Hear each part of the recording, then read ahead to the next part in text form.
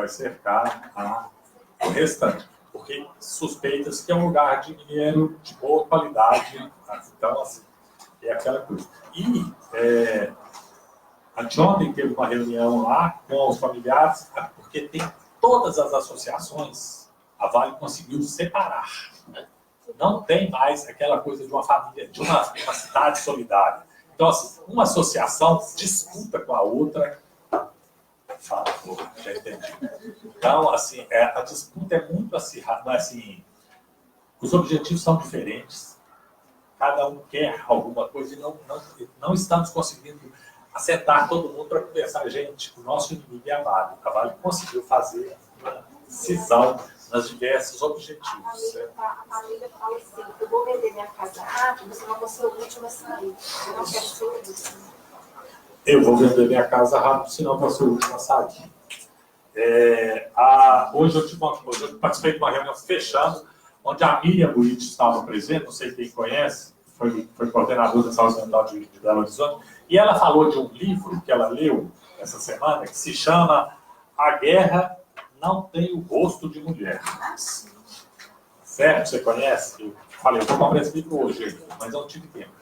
E a pessoa, a autora, ela fala que durante a guerra, assim, as coisas não acontecem em termos de adoecimento, dessas coisas tudo. Que a guerra é guerra e nós temos que ganhar a guerra, nós temos que sobreviver e nós temos que fazer isso, temos que ir ali e tal. É igual nós estamos hoje. Certo? A guerra, a hora que acaba a guerra é que a dor vem. O sofrimento vem pós essa coisa. Então, assim, vocês estão nesse momento. Nós estamos indo para esse momento do tragédia está em andamento. Obrigado, gente. Desculpa aí se eu...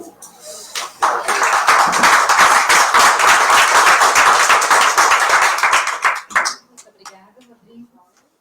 Antes de iniciar o debate, primeiro uma notícia. Hoje vai ser iniciada a distribuição do próximo número da nossa revista, do Conselho, cujo tema é exatamente o rompimento das barragens e a atuação da psicologia. Vocês vão receber aqui em primeira mão. E é um registro do que a gente conseguiu trabalhar durante esse período. Nós estamos recebendo primeira mão, mas vai chegar à mão de todos os psicólogos, né, com os canais habituais. Pela primeira vez a gente está tendo um registro concreto, né, dessa atuação da psicologia nessas situações. A gente queria não ter experimentado, mas já que experimentamos, é bom a gente, né, colocar no papel também. A respeito do tema, algumas considerações aqui, vou furar a fila, aproveitando. A associação entre suicídio e desastres, ela tende a ser natural pela evidência, mas ela tem muitos vieses, muitas coisinhas que a gente tem que considerar. A gente já comentou aqui em algumas situações que a gente já não fala mais de desastres naturais, porque todo desastre tem uma intervenção humana, seja por ação ou por omissão. Mas é interessante a gente observar que nos desastres que são considerados de origem natural, né, de terremotos, furacões, né, e tudo mais, enchentes, em que o volume de chuva, sim, é muito importante, mais do que a omissão do Estado em prover uma infraestrutura adequada, a gente nota muitas vezes que o desastre cria uma narrativa épica de reconstrução das redes, de fortalecimento comunitário, em que há uma ideia do sobrevivente e da união dessa lua de mel da comunidade, do suporte, e de vamos reconstruir, e que sim, em alguns casos, se atinge uma resiliência, não só pessoal, mas também comunitária. O caso dos rompimentos das barragens tem em comum um outro ponto, que é a característica de crime ambiental. E que, além de ser um crime ambiental, traz consigo toda a judicialização do processo, que faz com que o fechamento disso seja muito mais lento. A gente, né, já comentamos aqui em outras ocasiões que o desastre não tem fim. Um Não tem um dia que a gente chega e fala assim, acabou, né? Agora já o desastre superamos, já foi. Né? Mas a judicialização faz com que esse processo se alargue de uma maneira quase infinita. E que os processos de recuperação, de reconstrução, de reparação sejam alargados de uma forma que não permitam dar a virada de ciclo e de dizer, isso, a partir deste momento estamos começando de novo. E isso sim é um fator de risco para a questão do suicídio. Eu acho que esse tipo de desastre traz um alargamento de certos fatores de risco, que não é o impacto em si que traz, mas é todo o processo que se estica, né? E que não vai se fechando. Então, a questão da falta de perspectivas, né? Porque isso também é usado pelas empresas, né? Não vamos investir, não vamos crescer, vamos deixar... Olha, se não deixarem a gente atuar, essa comunidade vai ficar à míngua. Né? E aí você não tem perspectiva, você vai reconstruir o quê? Para onde? O que eu vou fazer a partir de agora? A judicialização, a quebra das redes de apoio, né, que vocês colocaram tão bem, essa pulverização que o Rodrigo fala, né, de você perder os laços, perder a identidade, de perder a confiança em quem está do seu lado, né, de não poder contar. A criação dos segredos, né, que quem trabalha aqui com terapia de família, um dos clássicos, né, da patologia do sistema é o segredo, né, o segredo familiar. Então, o segredo comunitário, vocês podem imaginar o dano que isso pode causar. Né? E a revitimização, porque toda hora vem um microtrauma ali, né, é uma negação, é uma frustração, mais um fechamento de portas, mais uma exposição que você não sabe se vai dar em alguma coisa. Então, esses fatores em si são realmente fatores de risco muito importantes para o suicídio em relação aos desastres. E que, de certa forma, a gente também vê em outras circunstâncias de violência, né? Como no caso, a violência sexual, né? Quando muitas vezes ela não é dita, não é explicitada, a violência de ter que contar essa história e ninguém acreditar, de desqualificar a vítima. De certa forma, a gente vê isso também, né, nos desastres. E mesmo os pequenos desastres individuais causados, em boa parte, pelas políticas neoliberais. Né? A questão do desemprego, a questão da falta de perspectivas, tudo isso, até que ponto esse aumento no índice de suicídios não acontece também no dia a dia se a gente for destrinchar e tirar um pouco do rótulo patológico individual, quais são os fatores sociais que estão presentes e que nos momentos do desastre eles saem à tona com maior clareza, mas que eles estão presentes no nosso cotidiano também. Os lutos não reconhecidos também, né? Porque essa divisão de quem é atingido e quem não é atingido, né? Talvez para o atingido, que é denominado como tal, ele tenha uma possibilidade de viver seu luto de uma forma mais aberta, mas aquela pessoa que ainda por cima não é reconhecida como atingido e que aquelas dores não merecem nem ser ditas ou consideradas, porque, nossa, eu, dentro de tudo, eu não sofri tanto, o outro sofreu muito mais, mas aquilo vai, né, corroendo por dentro e a falta de possibilidade de viver esse luto também é um fator de risco importante. Então, são coisas que a gente tem que considerar de uma perspectiva muito mais ampla e que, dadas as características dos desastres aqui no Brasil, que quase todas têm um fator muito forte de ação ou omissão de empresas ou do Estado, isso pode se repetir, né, de uma forma contínua. Já estamos vendo aí, né, como o Rodrigo apontou, o perigo da repetição do que se deu em Mariana, em Brumadinho, e a gente vai ter o quê? Uma terceira, uma quarta, uma quinta, né? Já houve um rompimento de barragem agora no Mato Grosso, outros tipos de desastres, enchente, seca. Então, é hora da gente pensar também como é que a gente pode trabalhar esses fatores de riscos novos que estão surgindo a partir dos desastres para que o suicídio não vire mais uma forma de engrossar o número dos atingidos. Porque, infelizmente, o número de atingidos conta só quem morreu na hora, mas não inclui quem está morrendo depois por causa do desastre. Será que isso não deveria engrossar a estatística, né, oficial, falando por tantos atingidos que morreram na hora e os que morreram depois? Ou mesmo o monitoramento da saúde mental dessas crianças, né, que já vão estar numa situação de fragilidade emocional muito maior, talvez elas estejam bem agora, mas e depois que passarem por uma nova crise, em outro momento das suas vidas? Será que não tem um fator de risco importante? Essas mortes vão contar como desastre? Então, são pontos que eu gostaria de levantar para a discussão aqui também e abrimos a perguntas e comentários.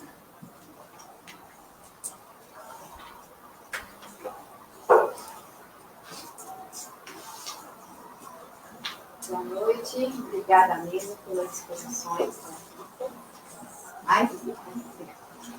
E eu gostaria que vocês falassem, tanto do Mariana quanto do Madinho, a respeito das crianças. No dia 28 de fevereiro saiu uma matéria do Estado de Minas falando sobre os índices de adoecimento mental em Mariana e trazendo a reflexão disso dentro do contexto de Brumadinho. Eu falo como educadora, e por isso essa é a minha grande preocupação, porque a minha linha de trabalho é na pedagogia de emergência, que é a pedagogia de situações de catástrofe, e a gente sabe disso que você acabou de falar, Lívia, em relação às possibilidades das crianças que não conseguirem dissolver isso animicamente. Então, quais são os impactos que vocês veem hoje e quais são as ações que estão sendo realizadas, principalmente em conjunto com as escolas, nesse sentido.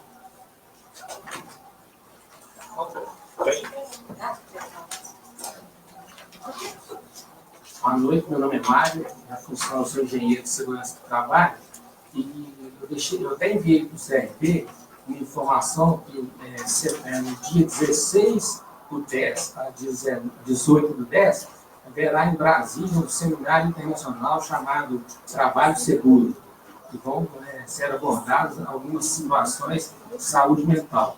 Eu encaminhei para o e-mail do CRP. E o que eu puder colaborar, eu vou trazer os anais, as informações e passo para vocês. Obrigado. ST, computador, eu deixei lá no negócio, só em computador, eu faço explicando como é que faz a inscrição. É gratuito, vai lá seminário é interessante. Boa noite, gente. Meu nome é Roberto, sou sociólogo. Tem três questões, basicamente. A primeira, assim, a Maíra falou no final um pouco do mar, dos movimentos sociais, do Ministério Público. O Rodrigo fala um pouco do pessoal que vem de fora, etc. Parece que os grandes jogadores são muito o Ministério Público, o MAB, a Vale, são normalmente atores de fora daquele território que estão fazendo o jogo. Então, por exemplo, provavelmente a questão da indenização para todo mundo parece um acordo para Vale, MAB, Ministério Público, não sei quem é iniciativa. Primeiro, qual é o papel desses atores, em especial das representações dos atingidos, um pouco na recomposição desses vínculos, no baixo confiança, numa visão de futuro, etc. Segundo, a Lília colocou uma questão que eu tinha até anotado, a questão da revitimização e também esse luto, alguém falou um luto... Não está comprando o líquido, né? Luto suspenso. Luto suspenso. Quando alguém morre, você fica triste, você parente, você chora, você tem um luto. Se essa pessoa foi assassinada, se o assassino é punido, você não alivia. A questão a punição é uma punição necessária, né, no caso da Vale, para fechar o ciclo, pelo menos recomeçar o ciclo.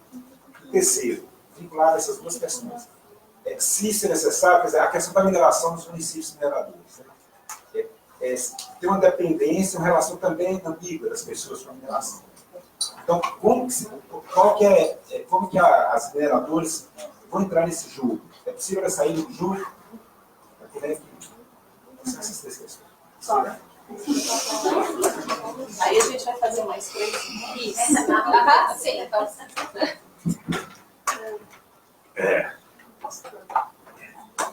Aqui, vamos tentar responder essas primeiras, senão vai embaralhar. Então é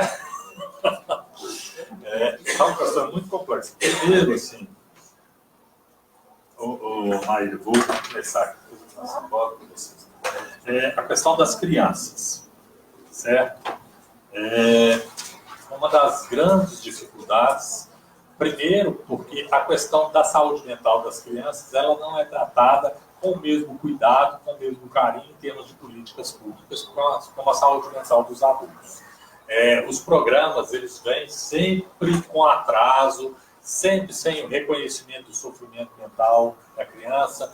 Criança não enlouquece, criança não deprime, criança é um período maravilhoso, como diz minha amiga Cristina Ventura do Rio, fala assim: Sua Majestade, o bebê, que a gente só se prepara para que venha aquele bebê maravilhoso. Não nos preparamos para a chegada de um autista, não nos preparamos para a chegada de uma criança com síndrome. Então, assim, o que acontece?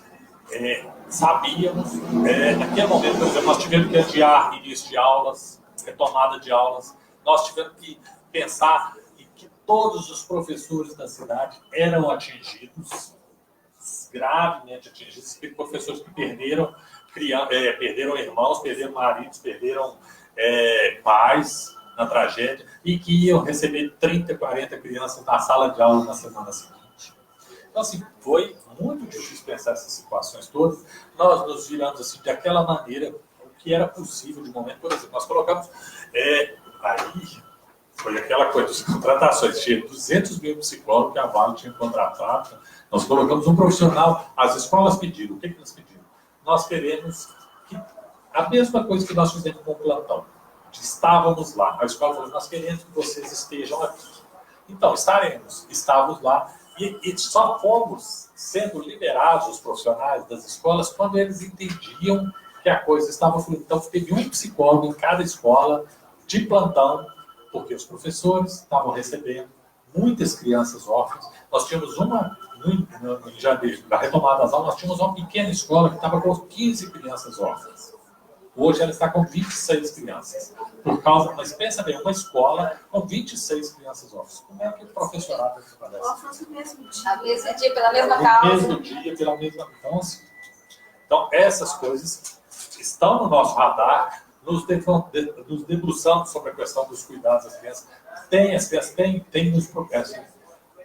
Muitas crianças com quadros depressivos significativos, com quadros depressivos severos.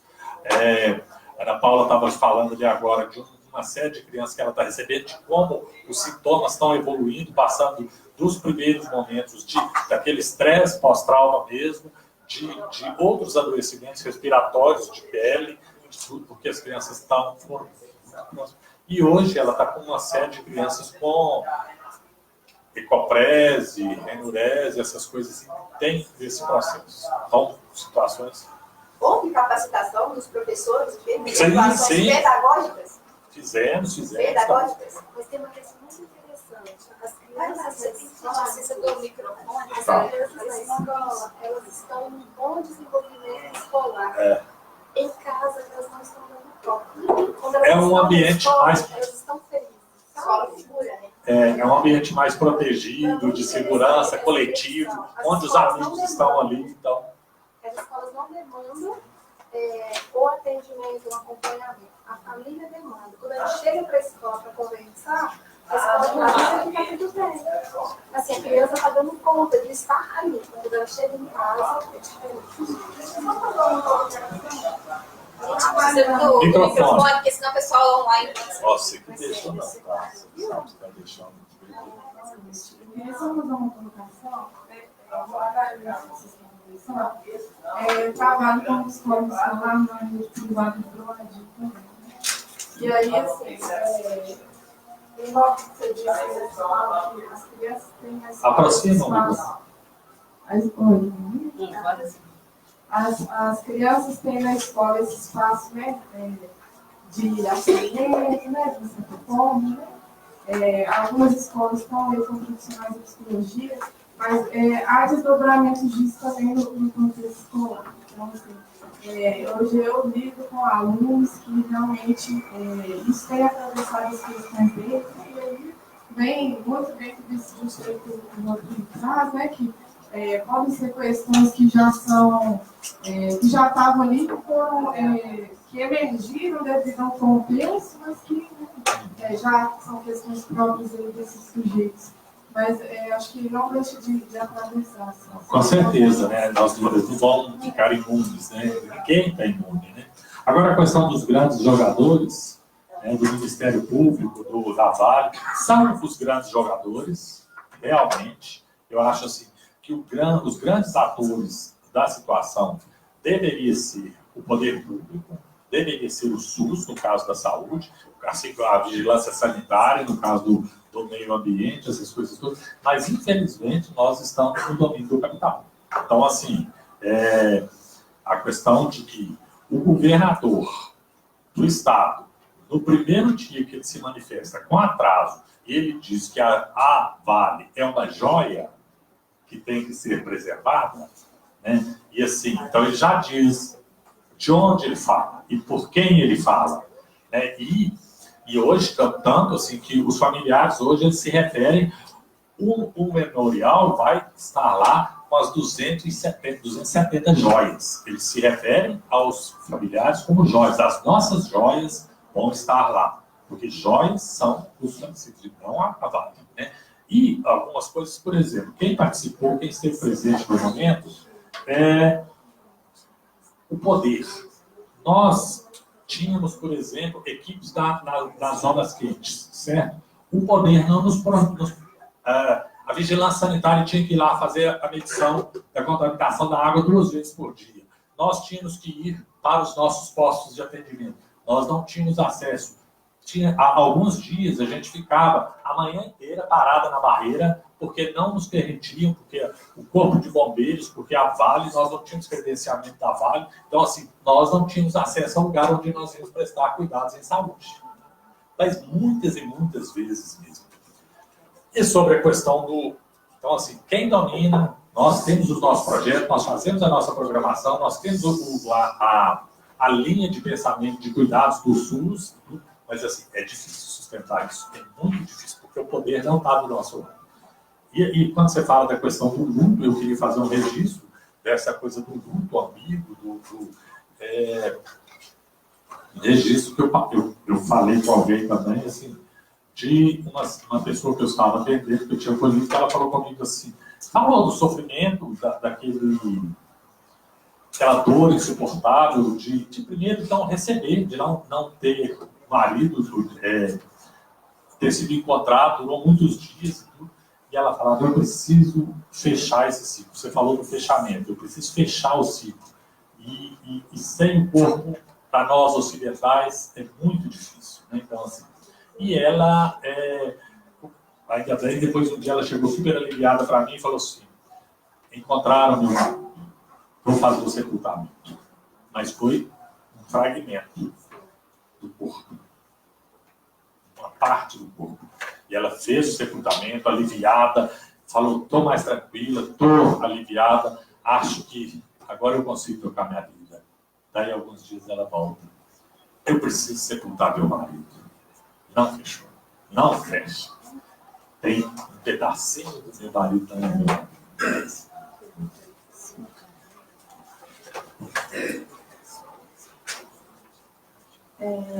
Também começando aqui a responder com relação aos impactos para as crianças, também concordo com o Rodrigo, né, que as ações também lá em Mariana foram construídas com certo atraso e também com vários atravessamentos de empresas terceirizadas, grupos de pesquisas contratadas, em processo de invasão mesmo às escolas, fazendo qualquer tipo de intervenção com os alunos, né? Tanto com as crianças quanto os adolescentes. Então, o primeiro movimento, quando eu ainda nem estava lá, foi de barrar um pouco para a política pública ter entrado.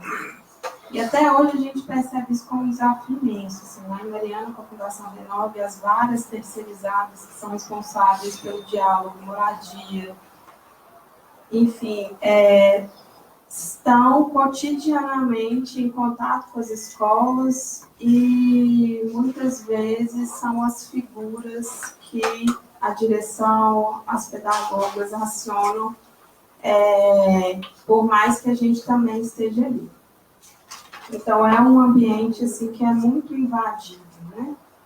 Ao mesmo tempo, o espaço prioritário que a gente conseguiu construir algumas intervenções, além, né, da atenção primária, que foi pensada como uma equipe de referência que já atuava com as comunidades, né, tanto de Bento quanto Paracatu, nos antigos territórios, então já tinha essa vinculação, e foi possível uma aproximação com as famílias na perspectiva das crianças, mas a escola também foi um espaço que foi muito importante, assim, nos períodos iniciais, principalmente pelos diversos conflitos que aconteciam naquele cenário, né?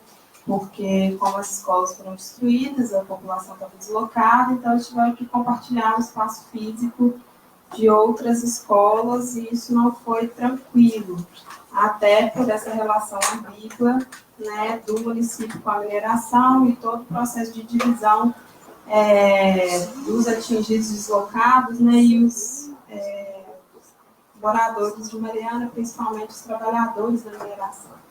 Então, as crianças, elas sofreram vários conflitos nesse ambiente escolar, uma atuação nossa muito forte foi na tentativa de mediar um pouco isso. A gente tinha um fórum de discussão também, que era o Fórum Acolher, que a gente estava debatendo essas discussões com relação à hostilização, à discriminação dos atingidos no cenário do município, né? Não houve esse pagamento a todos os moradores, mas houve uma antecipação da indenização aos atingidos, né, dos distritos rurais. E quando eles circulavam com esse cartão, eles eram discriminados, né, e xingados, e isso também, entendendo a escola como esse espaço que também reflete o contexto social do município, também se refletiu lá, né? Então, as crianças que eram chamadas de pé de lama, variloma, e que chegavam até a gente com um sofrimento intenso até por esses conflitos, né? Atualmente, as escolas, tanto de Bento Rodrigues quanto de Paracatu, têm uma sede, um espaço físico próprio, e o nosso contato é de ter um diálogo e fazer essa ponte de discussão, encaminhamento de casos, sempre referenciando serviços para... As sedes são na cidade? São na cidade.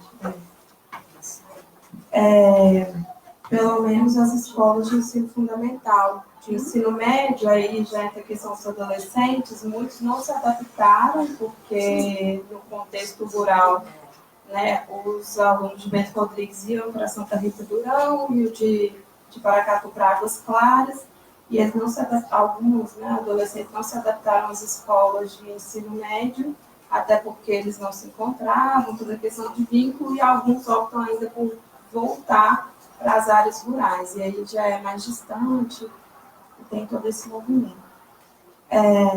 Só queria pontuar também com relação às crianças, que a gente tem que ter uma atenção, assim, porque em Mariana, essa pauta da saúde mental, né, lá em 2015, ela ficou muito silenciada, assim, a gente não discutia tanto isso, saúde mental em contexto de desastre, a gente estava ali enquanto uma equipe específica construindo essa proposta de trabalho, mas essa pauta ela não circulava tanto no discurso das comunidades dos atingidos. Acho que tem um marco muito importante, que é um estudo que foi organizado, né, pelo grupo de pesquisa da Faculdade de Medicina da UFG, e que teve uma ampla divulgação no tom de denúncia também, ele tem um recorte que ele é mais biomédico, e tem o foco, né, dos impactos da saúde mental, mais nessa perspectiva das patologias mesmo.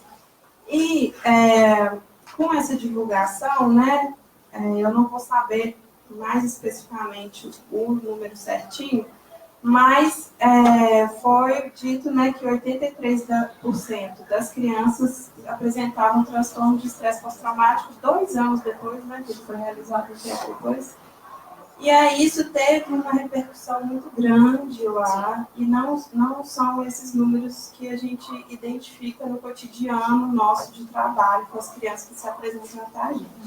A Marcela Alves de Lima, que foi coordenadora dessa equipe por um tempo, né, ela fez o mestrado dela sobre as crianças e os adolescentes, né, no contato com as escolas, com os professores, e o título é Eu Quero Minha Liberdade de Volta, né? Então, assim, o que a gente tem sentido, que tenha apresentado, né, enquanto uma demanda, enquanto uma questão com relação a essa liberdade que elas tinham nos territórios rurais, né, com relação a esse pertencimento, as brincadeiras, que é um pouco por aí que a gente foi construindo nossas intervenções também.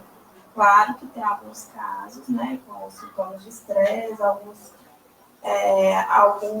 algumas crianças que a gente atende, que precisam de uma atenção mais específica, né?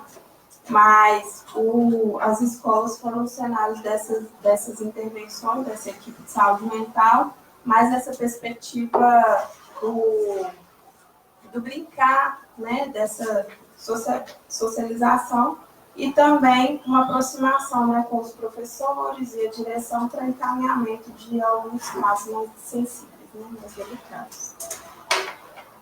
Com relação à revitimização, isso, no cenário nosso atual, de Mariana, tem sido muito forte, assim, muito forte. Essa necessidade de se identificar, né, enquanto vítima, enquanto atingido, que é muito importante com a estratégia de sobrevivência, de luta, de garantia de direitos, né? Mas num contexto em que os direitos eles são negados, que eles não são reconhecidos nem socialmente, né, pela comunidade, como se o valor pago pelas empresas fosse o suficiente para tamponar as angústias sentidas, ou como se o tempo cronológico dos 4 anos já tivesse sido suficiente para superar o luto e as perdas vivenciadas, né? Então, é um contexto muito delicado que a gente percebe que essa identificação enquanto vítima, ela tem tido um efeito importante, né, nos sujeitos atingidos, e principalmente com relação ao adoecer, né, ao adoecimento. Igual eu falei no início, naqueles períodos iniciais, a saúde mental ela não estava em pauta. E agora, de um tempo para cá, né, depois desses estudos, depois do rompimento lá em Brumadinho também, isso ganha uma visibilidade muito grande. Assim. E tem até o texto que ele foi publicado até do movimento social, né, pelo MAB, que ele fala que muitas vezes o que é reconhecido não é o sujeito atingido, mas é a doença e a morte. Né? Então, a gente tem percebido uma cola mesmo desse discurso, né, de quanto eu estou doente, de quanto eu estou adoecido, quanto minha saúde mental está degradada. Nesse processo, né, que como Lilian bem pontuou, que é de uma dificuldade de fechamento de ciclos, né, e esse contexto da judicialização, que está longe, muito longe de ter um fim. E sobre a pergunta se a punição ela é necessária, eu tenho estudado algumas pesquisas e alguns trabalhos que indicam que em situações de injustiça, né, em violências outras, como a Lilian já pontuou,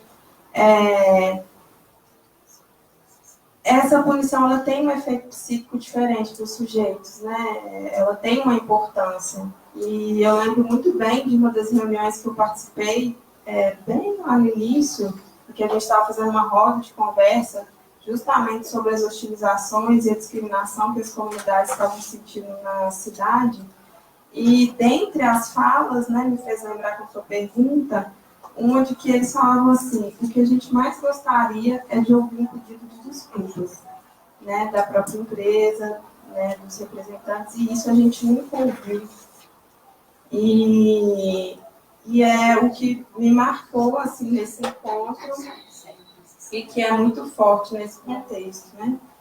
E quando rompe Brumadinho, né, em 25 de janeiro, isso tem um efeito gigante para a gente lá e para os sujeitos, né, atingidos que revivenciam, né, muitas coisas, muitas dores. E em uma das reuniões eles falam, né, que é muito forte também. Nós estamos aqui há mais de 3 anos reivindicando que o que aconteceu seja um crime, seja nomeado como crime, e nunca havia sido nomeado dessa forma, né? Nem nas mídias, nem em diversos outros espaços, mas isso ganha esse nome muito após o rompimento lá em Brumadinho, porque nos faz perceber que Mariana já estava entrando nesse processo de esquecimento, de abandono também. Outro ponto que eles falaram é, até hoje a gente não tem nenhum estudo oficial que indica os impactos da contaminação dos metais pesados, né, para a nossa saúde humana. E tem comunidades que vivem no entorno, que consomem, que se alimentam, que respiram daquela poeira, estão ali no contexto da lã. Eles falam, em Brumadinho, logo de início já teve coletas de materiais, né? Então, todos os dias, e lá, né, a gente está entrando no 4º ano e até hoje a gente não tem nenhum estudo oficial. Então, foi um contexto de comparações, né? Foi um contexto de um medo de abandono também, pela visibilidade de um novo crime acontecendo. Mas essa falta de reconhecimento, de punição, de considerar, né, um crime ou não, de ser considerado um evento, né, um acidente, que é o que, né, foi destaque das grandes manchetes lá em Mariana, isso é muito doloroso para os sujeitos. É muito doloroso. Bom, a respeito dessa última pergunta, eu acho que tem um ponto que eu gostaria de destacar, a respeito da relação ambígua, né, com as mineradoras. Isso é uma questão muito significativa porque as mineradoras se fazem imprescindíveis nas cidades onde elas começam a atuar. Muitas vezes a cidade cresce em função disso e o eixo econômico é somente o minerador. Então, passar de uma grande mãe para assassino não é um salto fácil em termos de significação. E que esse luto da imagem da mineradora também é um luto necessário para a superação. Você realmente ressignificar o papel dessa empresa dentro da comunidade para poder fechar o luto coletivo. E o que a gente tem visto, especialmente em relação a essas indenizações, é esse tamponamento do luto da imagem da empresa. Né? Ela né, cometeu um erro, mas está dando um jeito, está cuidando da gente do mesmo modo. E isso gera, né, como o Rodrigo bem pontuou, essa fase maníaca, e vai fazendo com que o fechamento adequado do luto comunitário não se dê. E dá espaço a que isso se infiltre, né, em divisões, em outros pontos patológicos mais no individual do que um processo coletivo. Né? E essa pergunta sobre se é necessário punir para fechar o luto, eu achei uma pergunta muito interessante, porque a gente não tem um registro muito claro de outras experiências. A que me vem em mente, que é mais próxima, né, são as situações de terrorismo de Estado, né, com mortes desaparecidas por ditadura, em que a judicialização costuma ser complicada, e acho que não é só aqui no Brasil, mas o que eu vejo é que se a gente depender da punição, realmente, para fechar o luto, a gente também está condenando as pessoas a nunca fechar. Né? Porque esses processos podem se estender para a vida inteira, porque muitas pessoas que foram responsáveis por tortura morreram e nunca pediram desculpas e nunca sofreram as consequências disso. Né? Então, o que se vê em alguns processos de fechamento de luto que aconteceram é que, mais além da punição, o que sim é extremamente necessário é o reconhecimento. É a validação, é o reconhecimento, é o pedido de desculpas sincero, né? Porque em todo processo judicial você tem um momento da condenação e o outro da punição. E que, às vezes, entre esses dois existem anos. Mas o fato da condenação ou do reconhecimento, seja pela justiça, seja pela sociedade, de que sim, houve um crime, né, de que sim, direitos foram violados, de que sim, essa dor foi provocada e a vida de várias pessoas foi atravessada, isso sim é fundamental para começar a fechar bem o processo de luto. Mas o que eu acho que também é fundamental é a garantia do nunca mais. Né? É poder dizer, ok, isso aconteceu, é horrível e nunca mais vai se repetir. E é isso que está faltando. E é isso que fez com que o luto, né, que a situação de Brumadinho reabrisse as feridas em Mariana, e que a cada situação que a gente vê acontecer, que cada uma das feridas anteriores se abre. Então, é isso que está faltando, a garantia do nunca mais. Só um complemento bem breve. Numa das negociações que a população, os familiares de Brumadinho estão fazendo com a Vale, nessa questão da reparação, é a construção do memorial, certo? De um memorial, homenagem, onde poderão ser colocados os restos corpóreos que não foram identificados, que serão levados para esse local. E a Vale, na negociação, a advogada da Vale queria colocar um totem da Vale. Então, assim, você vê o tamanho do abuso, né? Então, assim, aí a equipe de negociação falou o palavrão daqueles do cu da Vale, né? Um totem que vai aparecer o nome da Vale, sim, dizendo que ela cometeu o crime, que ela é assassina daquelas pessoas daquele memorial. A Vale só vai aparecer nisso. Mas vocês estão querendo isso de verdade? É isso. É um dos nomes de reparação. Desculpa para levar a palavra.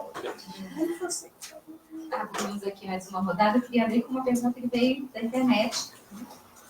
Boa noite, somos alunos do 10º período da Faculdade Pitágoras. Estamos hoje conectados com o CRP pela aula da professora Andréia Viana, pela aula de clínica ampliada, e gostaríamos de saber sobre o efeito rebote, tanto em Mariana quanto em Brumadinho. Em Mariana, entender melhor o que ainda é feito depois de alguns anos, e em Brumadinho, mesmo que ainda recente, qual a atuação efetiva. Sim, agora eu passo a partir das próximas perguntas aqui do público. Já temos bastante reflexões aí profundas, né? Mas acho que um dos pontos que ficou assim, muito latente quando vocês estavam trazendo, e aí por isso o direcionamento da minha pergunta, foi a questão do capital, né? Então, ele veio muitas vezes aí e me fez pensar como é que a gente pode tratar esse processo de coisificar a dor. E entendendo que essa coisificação, ela vem seja dos auxílios emergenciais e até mesmo dos aportes que os órgãos públicos recebem. Então, como a saúde mental pode trazer estratégias de enfrentamento desse processo de coisificar?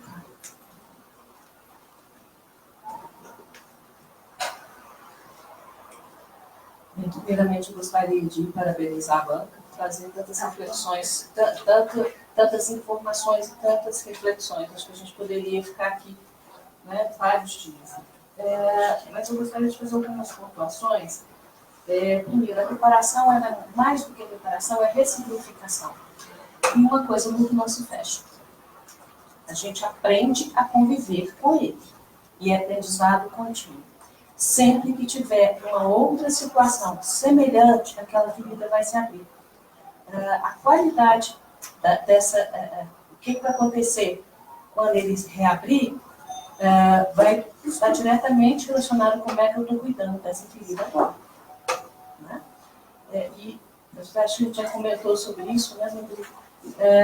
Por exemplo, se a gente pensar que 90 dias após uma catástrofe, as reações são consideradas comuns, até normais, o que a gente tem em Mariana, o que a gente tem em Brumadinho, que esses 90 dias não se fecham. Então, assim, o que eu gostaria de perguntar a vocês, até isso, como é que está isso, essa avaliação? O que é da urgência do momento, né, ainda, e o que é isso, o que é desse resíduo, né, que você pergunta.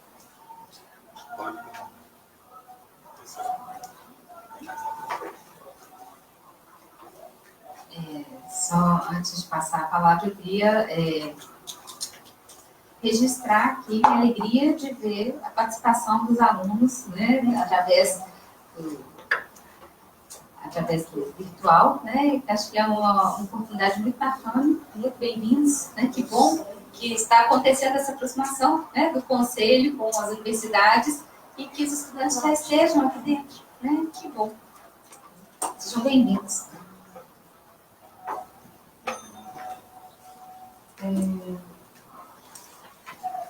Lá em Mariana, essa equipe de saúde mental, ela atuou 3 anos e meio no território, né? Apoiando a atenção primária, uma unidade básica específica, e agora a gente está numa sede uma estrutura física própria, organizando algumas intervenções, pensando na resposta que faz as estratégias, né? Então, a gente entendia que esse cuidado muito próximo, né, do território, das comunidades, ele era muito importante, e por isso, principalmente, essa articulação dessa equipe, que em sua maioria era de profissionais externos e que não trabalhavam na rede, né, de atuarmos juntos com as agências comunitárias de saúde, com a técnica de enfermagem, com a enfermeira, que já tinha um vínculo com as comunidades, né? E atualmente a gente ir circulando por vários espaços no território que eram potenciais para a construção desse cuidado, né? Seja as escolas, seja as reuniões de comissão, seja junto à assistência social, às quadras, às associações, enfim, espaços comunitários diversos, né? Agora, e com essa atenção bem específica para os atingidos que sofreram deslocamento forçado. Agora, com a possibilidade de ter um serviço de saúde específico para construir cuidado a partir desses impactos, a gente tem recebido outros públicos também, que a gente não teve oportunidade de acolher naquele momento, né, até por questão de recursos. E deles que tem chegado são trabalhadores da empresa, né, que tem chegado agora, quase 4 anos depois, um tempo depois, com transtorno de estresse pós-traumático, né, com outros sintomas, né, que têm aparecido. Então, isso nos alerta, nos chama a atenção para efeitos que vão acontecendo diante desses marcos, né? Eu acho que depois de outros rompimentos, do rompimento climáticos tem um efeito grande, mas também diante de tantos outros marcos que a gente tem que ter uma escuta muito sensível, estar muito alerta. Igual o dia que foi levantado, né, o primeiro tijolo das primeiras casas, assim, a gente percebeu, a gente não conseguiu ter essa previsão de pensar nisso previamente, mas a gente sentiu os efeitos disso para a comunidade, assim. Então, são marcos cotidianos que a gente tem que estar muito sensível, muito atento, muito alerta para os efeitos psíquicos que isso tem, né, para os sujeitos e como isso aparece para a gente. Sobre o efeito do capital, tenho pensado sempre que o analisador, o dinheiro, é um grande analisador desse contexto de movimentos de barragem dessas empresas, assim, como isso atravessa, assim, né, os lutos, as histórias dos sujeitos. Eu acho que no curso que a gente fez sobre desastres, foi até na Fiocruz do Rio, tinham pessoas que tinham experiência de atuação em desastres em diversos outros contextos, e a gente fala assim, nossa, Brumadinho, eu nunca vi um desastre tão rico como o Brumadinho, né? E aí eu realmente não consigo avaliar se isso é bom ou ruim, porque tantos efeitos que isso tem para os sujeitos, e como que a gente administra isso é muito delicado, né? Acho que é isso.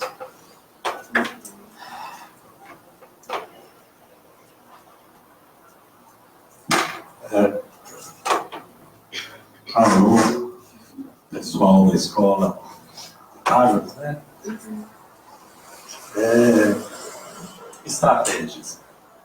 Acho que as estratégias que a gente utiliza, pensando em qualquer efeito, seja efeito rebote, seja nossa clínica cotidiana, são as estratégias do campo psicossocial. É a nossa presença constante no território, é a nossa presença no apoio às atividades ou à organização coletiva, à defesa coletiva que a comunidade consegue organizar. Nós temos que estimular isso. Por exemplo, assim, as questões dos marcos que você coloca, por exemplo, Brumadinho, um dos grandes marcos, a missa do 7º dia.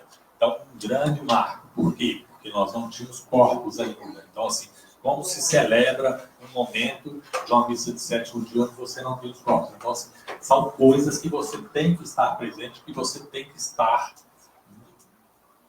atento e escutando a população, o que a população produz. Essa questão das diferenças de Brumadinho e de Mariana, por exemplo. Mariana teve uma dimensão territorial de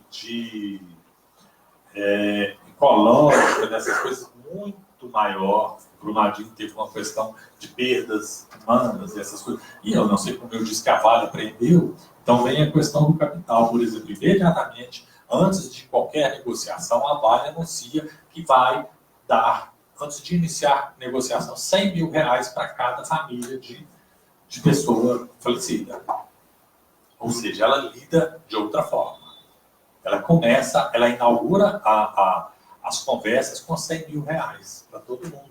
Então, é uma questão de um desastre rico, onde todo mundo recebe dinheiro, e esse dinheiro começa a desmobilizar as ações coletivas e as ações que são articuladoras dos movimentos, né? de defesa mesmo da integridade psíquica das pessoas. Eu acho que as questões que você coloca, assim, de que eu acho que são super... não preciso nem mexer nisso, assim, que a reparação e a ressignificação, a questão do luto que não se fecha, seja um luto que não é patológico, seja um luto que é patológico, a gente vai trabalhar nesse sentido mesmo. Acho que a gente vai ter um cuidado, nós temos que ter esse cuidado, porque o luto que se patologizou, a gente sabe que nós vamos ter que interferir, vamos ter que intervir de que forma vai ser isso, com que cuidado nós vamos fazer. Aí você coloca uma pergunta que eu não consegui captar no final. Você fala assim, o que é da urgência do momento? O que é consequência do impacto? O que é do impacto e o que é pós-impacto? Ai, meu Deus do céu. Vocês conseguem perceber isso? Eu vou retomar um pouco da questão da reparação, talvez pela reparação. Porque, por exemplo, assim, quando o grupo de familiares são vivências diferentes, então nós temos, por exemplo, um grupo de familiares, o que é do momento deles, por exemplo, é de que eles têm que construir um memorial, que isso assim, eles sofreram um impacto violento, todo mundo ali perdeu alguém, perdeu o marido, perdeu o filho, perdeu o pai, né? Então, assim, algumas eles avançam em um caminho, outras pessoas avançam em outro caminho, que querem a reparação em outras situações. Do adoecimento, eu não consigo te responder isso agora, assim, não sei se você consegue, mas assim, porque é do momento, assim, porque a coisa está muito misturada ainda, muito misturada para a gente. Porque a gente tem pessoas que estão em sofrimento, aquelas pessoas que chegam e falam assim, eu achei que eu ia dar conta, mas não estou dando conta, eu preciso de ajuda. Então, assim, isso é do impacto e é do agora. Né? E isso é muita gente que chega dessa forma. A senhorinha chegou essa semana procurando toda deprimidinha, chorosa, e procurando, perdeu a filha. E aí ela fala assim, ela não está procurando ajuda para ela, não. Ela está procurando ajuda para outra filha que anunciou que vai se matar, porque aí quer encontrar com a irmã. E que não se preocupe, que não sofra por ela, porque ela vai estar bem, que ela vai se encontrar com a irmã. Então, assim, é uma coisa que dilacera a gente. Então, você escutar. Né? É isso.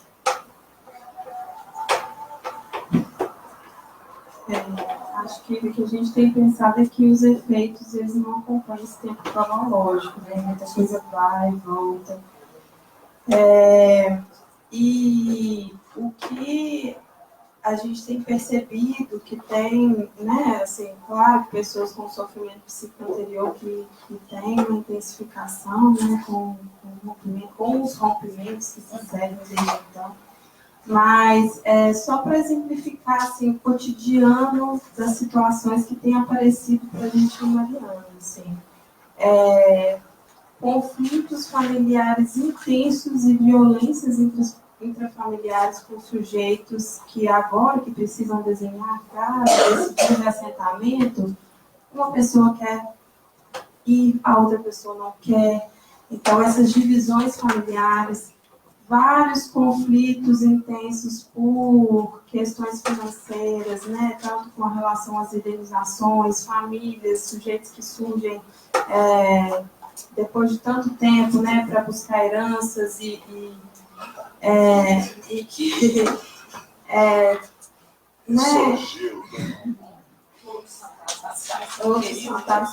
e aí também conflitos familiares, e aí atravessam várias questões de gênero, né, assim, violências domésticas importantes para mulheres que têm uma dependência econômica e financeira.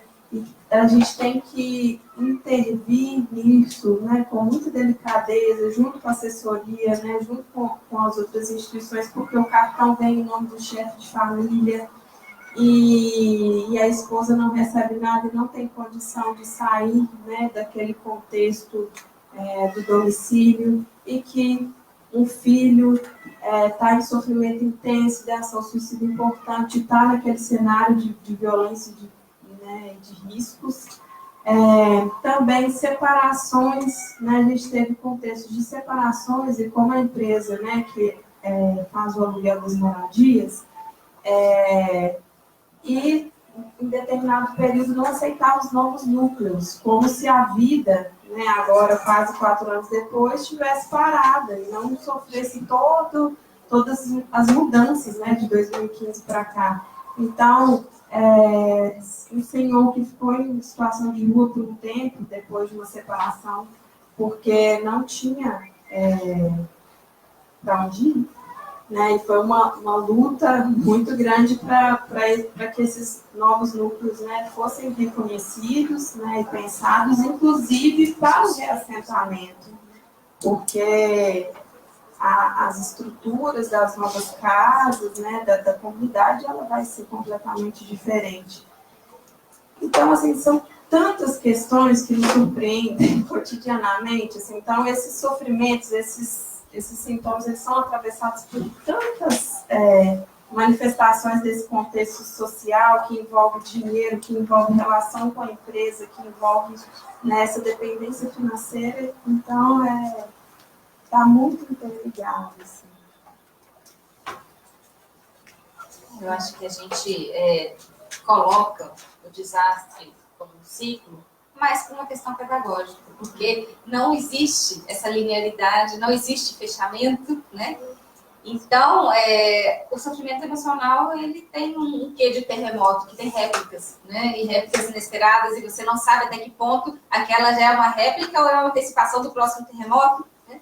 É uma coisa que vem em ondas inesperadas e que, sim, muitas vezes é agravada por esses fatores que a gente já levantou, né? Do estiramento a partir de interferências no processo de não reconhecimento e de não punição, de não indenização e de não permitir que se faça uma ressignificação e uma reconstrução apropriada, não só no concreto, mas também no concreto, que está demorando muito, mas também no tecido social, nas redes familiares e no individual também. Aqui, Mariana pediu aí a palavra, só também uma última pergunta da internet. A Isabela Leão Almeida. Boa noite, parabéns pela discussão deste encontro. Gostaria de saber qual é a informação que se tem do direcionamento que está sendo tomado no Serviço de Saúde Mental da cidade de Barão de Cocais, que ainda recebe intervenções da Defesa Civil e Vale, diante do risco de rompimento da barragem, acentuado principalmente no primeiro semestre desse ano. Mariana. Bom, na verdade, não é uma pergunta, eu quero direcionar um agradecimento a Maíra e a equipe de Mariana e Rodrigo e a equipe, porque acho que o tipo de aprendizagem que vocês estão tendo e que generosamente, né, compartilham com a gente, eu acho que é valiosíssimo. Eu penso que esses dois crimes, eles hoje são, eu já falei isso mais de uma vez, eu acho que são os eventos mais importantes, mais significativos na sociedade brasileira hoje.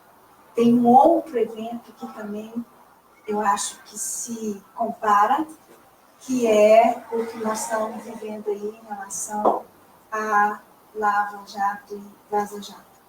Eu acho que são dois eventos que acontecendo hoje no Brasil, que eu acho que vocês, né, estando na saúde mental, vocês estão segurando um tranco que é extraordinariamente forte, importante, e eu fico pensando, do ponto de vista da formação em psicologia, o tanto que a gente é pego de despreparado, né? Porque as questões de gênero, como que elas caem com força, tanto no município quanto no outro, as questões todas, né, do racismo ambiental, porque é claro que a população que mais está sofrendo é a população que já é mais vulnerável e, bom, enfim.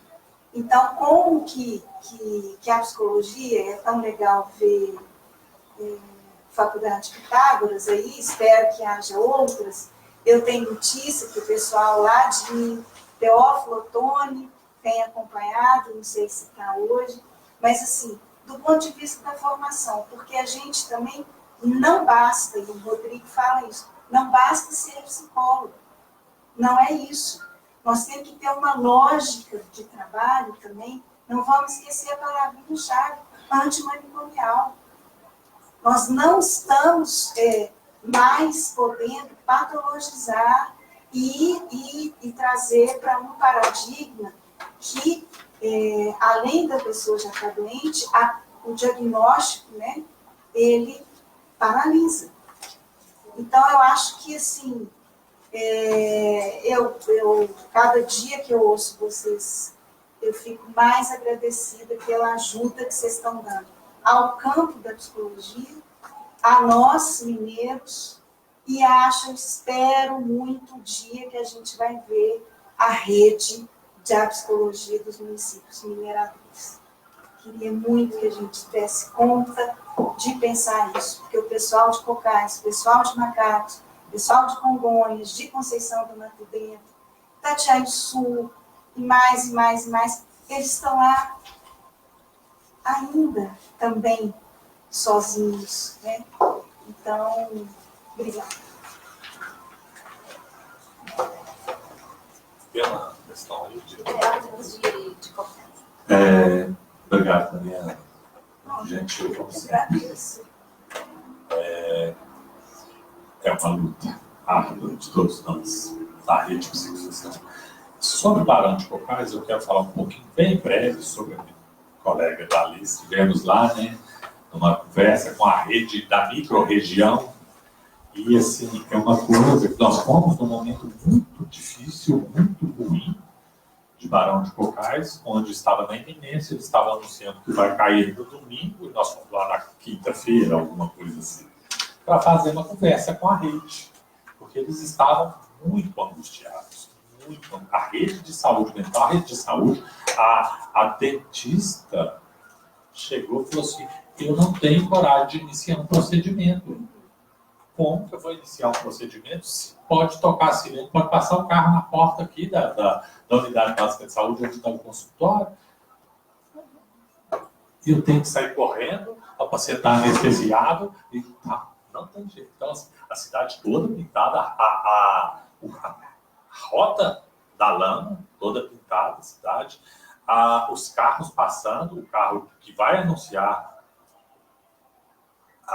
o rompimento da barragem, passando pela cidade o tempo inteiro, parece que tinha 1000 carros todo lado servindo, sempre servindo aquele carro. Então, assim, uma situação muito, muito delicada mesmo. E os serviços de saúde mental, eles não estavam completos, eles precisavam de apoio para ampliar a rede, porque por Brumadinho teve isso também, né? Essa coisa assim, surgiu dinheiro. Então, nós rapidamente, o Ministério da Saúde aprovou, não sei por que, pressão de quem, Nós passamos de CAPES 1 para CAPES 2, nós credenciamos CAPES infantil, nós criamos 3 equipes intermediárias para trabalhar no território, coisa que Mariana gastou 4 anos, 3 anos para conseguir. Então, assim, acho que hoje, todos os municípios que estão nessa situação, nós temos, eles estão em suspenso também, esses municípios. Barão, Congonhas, Macacos. Eu fui almoçar em Macacos esses dias, de curiosidade. Assim, tá? O movimento é o mesmo, é o movimento das mineradoras de quem está fazendo obra lá. Assim. Então, está muito complicado. Nós temos que nos voltar para essas localidades, nossos corações e mentes. Deixa eu só dar uma última notícia. Então, atualiza, por favor. Bom, gente, eu tive em Barão, especificamente em julho, né, junto com o pessoal da Secretaria de Estado de Saúde, a Coordenação de Saúde Mental, onde foi capacitado um grupo de profissionais da rede, né, sobre a questão de uso de psicofármacos. Foi uma psiquiatra, ela foi muito feliz na fala dela, né, orientando todos os profissionais da rede, o que deveria ser feito, quais as condutas, né, e o apoio sistematizado. Existe uma pessoa lá da saúde mental, a Viviane, ela é a responsável, e a sugestão que eu fiz para ela, que foi acatada e que também o pessoal da Força Nacional achou legal, foi pegar os profissionais da rede que têm perfil para atendimento de urgência. Então, a gente capacitaria esses profissionais da rede e eles ficariam como referência no município e eles replicariam isso aí. Então, a gente ficou aguardando o contato, que seria isso acordado via acesso e com a participação aqui da comissão do CRP. Por isso, até julho, eles foram acordados.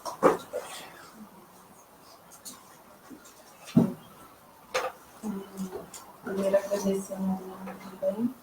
E pela generosidade, pela fala sempre muito sensível. E também dizer do nosso desejo de estabelecer mais pontos com esses municípios e nossa vontade. A gente teve a oportunidade de estar em Brumadinho também, depois no segundo momento com as equipes de Nova Lima e Macacos. E a gente espera esse grande encontro, né, entre outros atores também, porque a gente sabe, assim, enquanto trabalhadores da saúde mental, o quanto foi e tem sido um desafio, né, chegar aqui com essa construção, assim, porque realmente não houve formação, a formação foi em ato, né, foi com a prática, foi com o cotidiano e a partir de iniciativas muito individuais de trabalhadores, né, que compõem essa equipe, que foram buscando seus processos formativos próprios, mas que foi também de muita solidão, né? E agora eu acho que a gente tem tido a oportunidade de compartilhar mais isso, né, de contar um pouco mais a nossa experiência e de produzir conhecimento também. Então, essa troca a gente avalia que é muito importante e é um desejo nosso também. Acho que a grande ideia é que daqui para frente ninguém esteja sozinho. Né? Se tem algo em que nós, enquanto profissionais, vamos ser bons e que podemos aproveitar, é exatamente o fortalecimento de redes. E não são só as mineradoras que aprendem, a gente também, como categoria, aprendeu isso. Né? E estamos cuidando disso, é um processo. Eles estão numa etapa, né, do desastre que é nova dentro do que a gente viveu, né? A gente está acostumado a lidar com impactos que acontecem, mas não com um desastre iminente. E tem sido um aprendizado, mas que o que a gente pode garantir é exatamente isso. Daqui para frente, ninguém fica sozinho nessa. Vamos articular a rede, vamos fortalecer, vamos capacitar, vamos colocar em contato. Né? E também, como ponto primordial, a gente foi a opção pelo protagonismo dos atingidos, também, especialmente aí falando do ponto de vista da comissão e do conselho, não foi nossa intenção trazer a pauta do que deveria ser feito ou não dentro de Cocais. Foi criar a rede, criar a ponte, estabelecer a rede e, a partir das demandas da rede, a gente acompanha e caminha junto, mas não o contrário. Então, isso a situação no momento está sendo essa, e como boa parte dos técnicos pensam, também a gente está um pouco em stand-by, mas nesse sentido de estar esperando as próximas demandas, estar atentos de prontidão também, como rede ampla de cuidado. Chegou aqui uma pergunta da Cássio Vilela Prado. Boa noite, meu nome é Cássio Vilela Prado, sou psicólogo, resido e trabalho em Brumadinho. Qual é a relação entre direito penal e psicologia clínica no que se refere ao dano psicológico? Quem pode ser considerado afetado do ponto de vista psicossocial? Rapaz, isso aí dá uma mesa inteira, né? Então, a gente vai trazer mais uma aqui, para poder falar disso. Está muito interessante, então a coisa vai suscitando dentro da gente. Você falou de rede, e eu tive a grata oportunidade de conhecer dentro do Brumadinho as políticas públicas da saúde, o NUPI, Núcleo de Práticas Integrativas, e também no Córrego do Feijão há uma equipe da medicina antroposófica. E aí eu queria que vocês falassem um pouco se está havendo alguma interrupção nesse sentido de trabalho em rede, como que isso se dá em Brumadinho, se chegou a Mariana, se não chegou, por que não chegou, como fazer para chegar, se é possível, o que pode ser feito nesse sentido.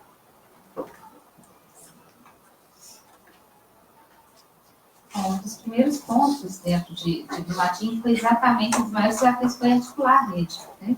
E a gente conseguiu criar, em um determinado momento, uma instância de juntar boa parte dos atores ali no mesmo lugar e colocar todo mundo para se apresentar, se conhecer e, olha, aqui está a referência, a partir daqui a gente vai direcionar esforços para evitar duplicação, para evitar faltas, né, lacunas nesses esforços. E daí o Rodrigo pode nos atualizar melhor como é que está funcionando na prática, mas pelo menos esse movimento aconteceu, né? Parte dos aprendizados da categoria foi esse, né? E que a gente espera que realmente daqui para frente seja o modo habitual de operar nessas situações. Deixa eu passar aqui. Bom, a questão das redes, né, do trabalho em rede, eu acho que quando a gente pensa em rede, a gente não pensa só em rede de saúde mental, não.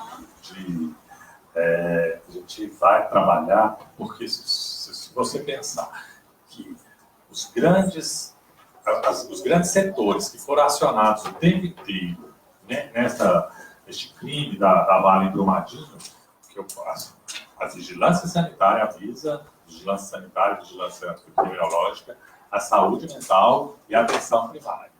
Certo? Então, assim, desde o primeiro momento, e é claro que nós falamos o tempo inteiro e integramos com os outros setores, a atenção primária incluído no PIC, tá? Porque, assim, as especialidades, é claro que nós estávamos em constante contato com eles, mas, assim, o que vem volume significativo nessas três áreas? Teve uma demanda muito grande, certo? Então, assim, todos os dias nós tínhamos reuniões diretas, todos os dias de manhã o COIS, que é o comitê das políticas emergenciais, né? Então, assim, todos esses setores estavam presentes o tempo inteiro. Só para falar que o plano de ação foi construído o tempo todo, a muitas mãos, com todos os serviços, certo? A questão do NUPIC, ele é que é o Núcleo de Práticas Integrativas Complementares em Brumadinho, ele já existia com uma potência grande anterior ao rompimento da barragem, e ele foi implementado e acrescentado com muito vigor também, com muitos nossos profissionais, e foi o nosso cuidador. Foi, assim, quem nós delegamos a ser, nós que eu falo a rede, de ser o cuidador dos trabalhadores. Então, assim, era o órgão que era responsável, não só eles atendiam, mas a psicologia, o médico, e não sei, mas eles centralizavam as ações, eles que estavam presentes, iam para o CAPS, iam para a Unidade Básica de Saúde, fazer os atendimentos daquela equipe lá, além dos atendimentos da população. Tá? Sobre a questão do... De que pode ser considerado afetado por violência psicossocial, direito psicológico. Quem pode ser afetado do ponto de vista psicossocial? Olha, essa pergunta do Cássio, né, é muito complexa. Eu não me atrevo a respondê-la da sua integridade, da sua inteireza. Mas eu falo de um paciente que chegou para mim, acho que eu te falei desse paciente também, e ele disse assim: eu não sou afetado, chorando. Ele me disse isso. Eu não durmo, eu não fui afetado, minha casa está inteira, lama não passou na minha porta, minha esposa está viva, meus filhos estão vivos, e eu não tenho nada, e eu não estou só do homem o suficiente, eu só choro, eu não consigo dormir, eu não fui afetado, por que eu estou assim? Isso, para mim, ele define quem é afetado, quem não é, quem é atingido, quem não é, independente das questões jurídicas. Nas questões jurídicas eu não sei responder. O trabalho em rede, essa articulação é cotidiana, né? E sempre um desafio também. A Mariana, essa articulação ela foi muito importante pelo inicial, pela diversidade de atores que estavam circulando e pelo acesso à sede das famílias, para definir papéis mesmo e evitar mesmo essas sobreposições.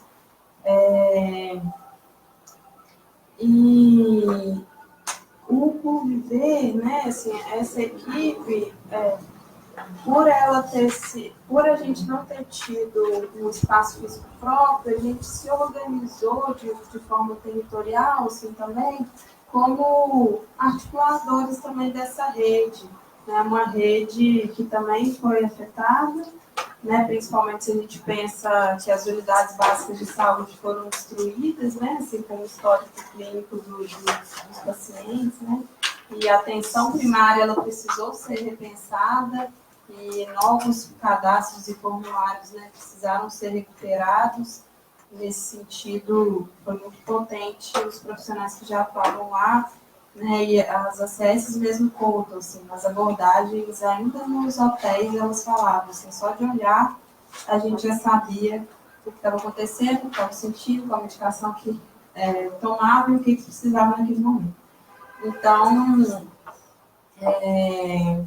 essa rede precisou de ser pensada, uma nova estrutura de atenção primária ela foi pensada com outra perspectiva de território, porque a comunidade está muito organizada, né, assim, dispersa, cada um num canto, num bairro da cidade, né, até hoje.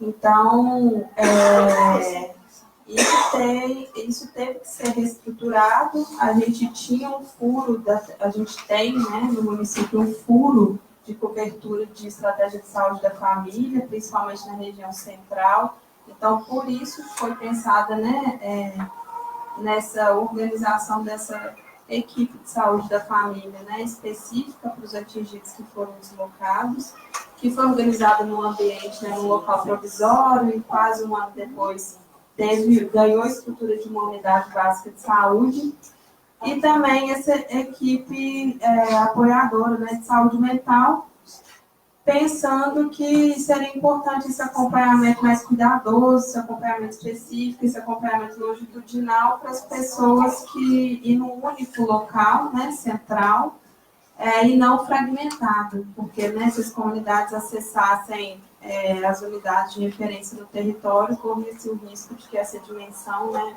fosse perdida. Então, foi preciso uma reorganização da rede da atenção primária, da saúde mental, vários desafios, né, com relação às contratações, com relação à garantia de profissionais. A gente tem na vigilância, por exemplo, um furo gigante que não, a gente conseguiu no primeiro plano de ação inicial, né, contratações previstas para a saúde mental e atenção primária. Da vigilância, até hoje está em discussão em Câmara Técnica, né, através da Fundação Renove, dessas estruturas organizacionais que foram pensadas. Então, por isso que aparecem os furos, né? Quando eu disse de ainda não terem estudos com relação à contaminação, dentre tantos outros. Então, é um desafio para a rede pelo formato que ela já tinha anteriormente, né? E pelos furos, mas também é um desafio atual pelo formato que essa reparação ela foi pensada através dessa estrutura né, Fundação Renova, que nos atravessa cotidianamente também. Que Brumadinho serviu de aprendizado, né, para que não houvesse esse novo desastre lá.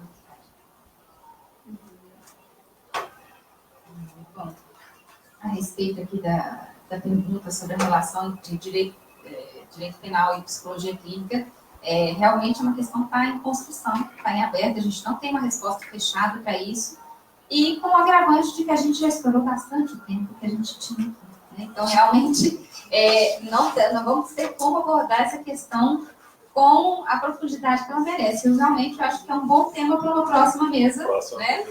Vale? Porque, de fato, é uma questão nova dentro dos desastres, né? Cada desastre traz um desdobramento novo que a gente não imaginava e a gente tem que aprender a lidar com ele. E esse está sendo um desdobramento desses rompimentos de barragem que não tinha aparecido até então. E que a gente tem, né, alguns exemplos da literatura a respeito de quem são os atingidos do ponto de vista emocional, né, a classificação de Taylor de 3 entre os 6 níveis de afetados, mas a gente tem a questão do reconhecimento e outra a questão da comprovação judicial, né? O que serve como prova e o que não serve como prova. E que a gente está sendo atravessado por isso de uma forma inesperada, com a solicitação enorme por parte de advogados de laudos psicológicos, né? E que, muitas vezes, a emissão desses laudos está sendo feita de forma indiscriminada, seja por boa vontade ou seja por má fé, né? E que não estão seguindo, muitas vezes, as indicações do novo documento a respeito da nova referência técnica sobre elaboração de documentos psicológicos, e é algo que a gente está discutindo aqui internamente e preparando reuniões e capacitações para os municípios atingidos, para que os psicólogos, tanto os da rede pública em geral, já têm melhor manejo dos documentos, porque é parte da sua rotina, mas especialmente os da rede privada, da rede conveniadas, tenham o cuidado ético necessário ao fazer essa comprovação, para a gente estabelecer isso.